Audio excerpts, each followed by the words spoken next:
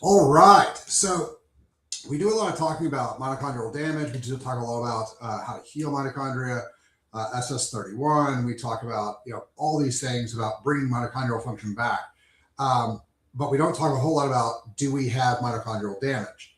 And so one of the best things to kind of look at for that is, the top 5 things we see are going to be high inflammation. So we're looking at high visceral fat levels. We're looking at sleep apnea, oxygen deprivation. We're looking at high sugar issues, high fasting insulin. We're looking at lots of alcohol, cigarette smoke, poor sleep. Those are the things. So if you go look back at your life and you're like, hey, during college, I drank a whole lot and I didn't sleep very well. And that was pretty much the entirety of my 20s. And then when I got to 30, I felt like my body was falling apart. There you go. Bad things didn't happen to you because you got older. Bad things happened to you because you damaged your body. You damaged the mitochondria, and nobody's talking about this. This is one of those things where it's like, oh, if you have damaged mitochondria, you should do these things. And people go, oh, okay. But I haven't seen a whole lot of people talking about what creates the damage. People are like, well, oxidative stress. I'm sure that everyone out knows what oxidative stress is and where it comes from. It comes from lack of oxygen. So if you're smoking cigarettes, it's going to create hypoxic issues or low oxygen issues. If you've got sleep apnea, if you're snoring, that's going to create an issue. If you have too much visceral fat or abdominal fat, that's going to create issues.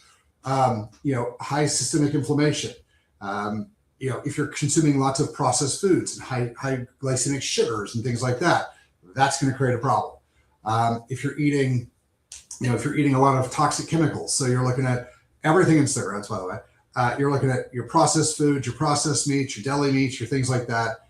Those are all creating problems for your mitochondria. And so what happens to a lot of people as they age is, a lot of things are just turned off onto I got older and that's why everything started breaking down. That's why I got fatigued. And that's why, my brain doesn't work as well. And, that's why we look at things like dementia and Alzheimer's and cardiovascular health, plaquing in the arteries and heart attacks and strokes as age related.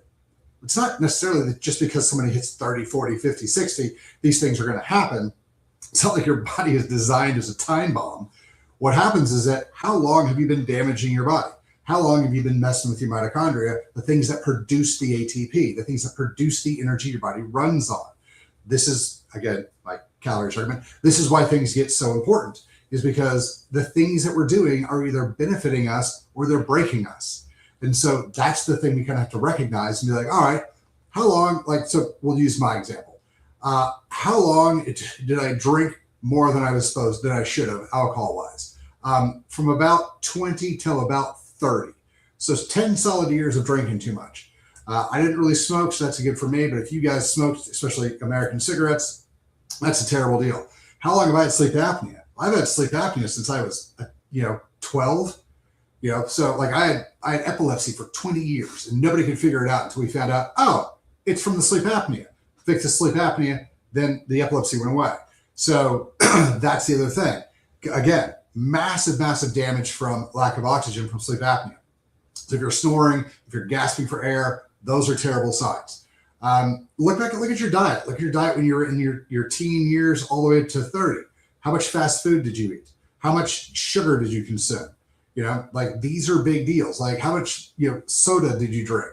Coca-Cola, Dr. Pepper, that type of stuff. How much cookies did you eat? How much of that processed sugary crap did you consume? And again, you're like, well, I was a teenager. Great. Yeah, we make mistakes when we're teenagers.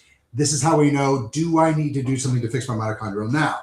And I'll tell you, if you're 25 or 30 or older, you probably need to start working on fixing your mitochondria. Regardless of how you feel now, in your 25 to 30-year-old age, you're probably going to need to do it. Insects, antibiotics, these things damage it as well.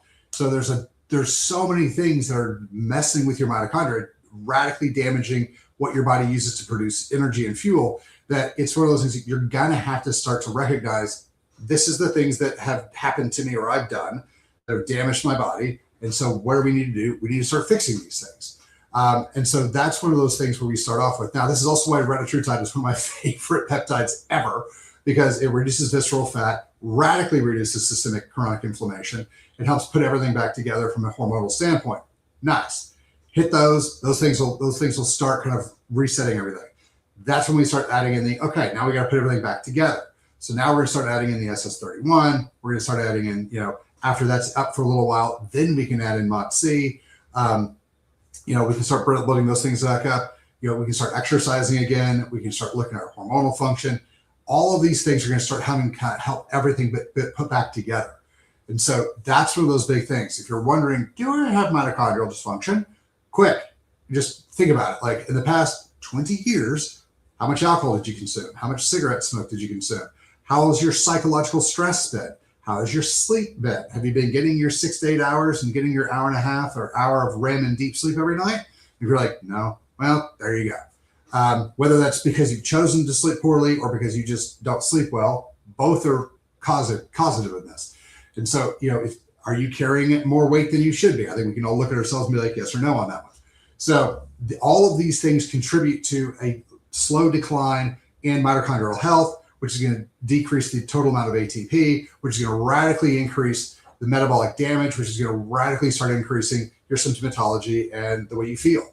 So if we can start focusing on the mitochondria, knock all those things down, start rebuilding the mitochondria, you will start feeling better, and it'll start helping to reduce or eliminate or prevent a lot of the things that we see are chronic age-related issues. So, some of the low testosterone stuff, the dementia, the Alzheimer's, the arterial plaquing, all of these things, all the things I just mentioned create arterial plaquing. Isn't that interesting? It's not the amount of cholesterol. It's what your body does to damage the blood vessels and damage the cholesterol that causes it to stick. That's the thing. All of the things I just mentioned cause that. So, low-grade infections, if you've got issues in your mouth, if you've got like deep pocket issues, if you've got, any of those things that end up damaging teeth over a long period of time, like, small infections to your gut, all of these things start leading to mitochondrial dysfunction. So fix all that stuff, start repairing your body with things like SS31. And that's going to be really, really beneficial to your long-term health. So if you haven't done anything for your mitochondria, take that list I gave you, eliminate as much of that list as you can, and I'd start jumping on these peptides to help rebuild your body. If you guys have any other questions, hit us up. Questions@chalmerswellness.com. You guys have a fabulous day. If you're in Texas, get ready for the massive freeze we're about to have.